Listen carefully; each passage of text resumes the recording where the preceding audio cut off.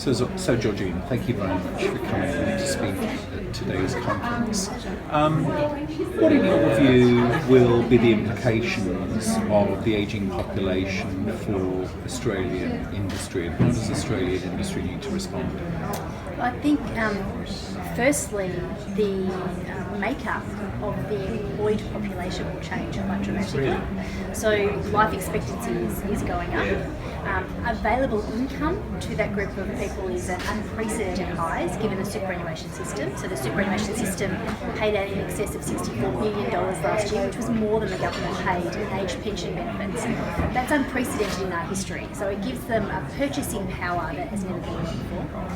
When you have that purchasing power, you need really good research to understand what products and services to build to satisfy that power. You need those people in the workforce to provide the decision making that can create those products. You don't want younger people creating products for a market that they're not. So I think that's going to be very important going forward. So, what's your advice to businesses beginning to grapple with these issues? And my sense is in Australia is a relatively new area for much of Australian industry to think about. So what would your advice be to businesses starting into this journey?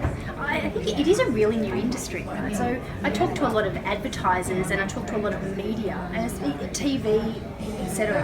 And trying to talk to them about advertising or putting programming on for an older base is still a difficult conversation, and yet that's where the money and the purchasing power is. So it's definitely a conversation we need to start. My advice would be get there fast because someone else will get there first.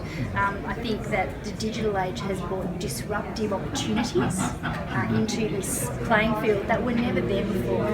I wouldn't spend a huge amount of time researching and getting background. I think we sort of know the kinds of gaps that we're seeing opening up. I would suggest just making some trials, A/B testing what will work, what won't work, and just going with the stuff that people really are responding to and building on those products. That's the way the digital world has started to build themselves up, and it's working really, really well.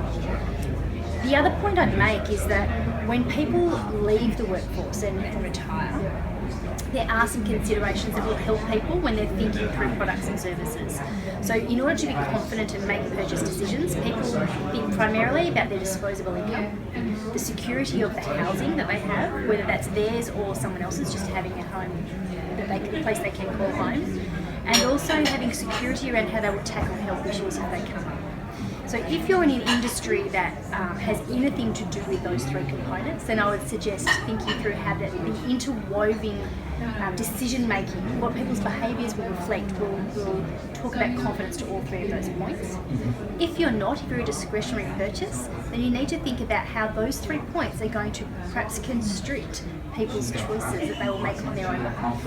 People will choose to make purchase decisions on behalf of others, but not necessarily discretionary purchases for themselves yet, unless they feel confident in those other spheres. Very interesting. And just one last question for you. I was reflecting upon this morning.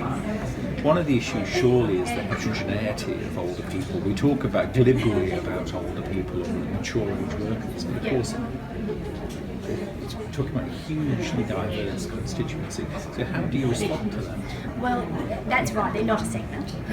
There are a lot of different people with different journeys and different attitudes making their journey through 50 years. So I think you do definitely have to work on your sub-market who you really are wanting to talk to if you're developing products and services, and making sure that you understand the frames of decision making and the behavioural biases for that sub-market, definitely.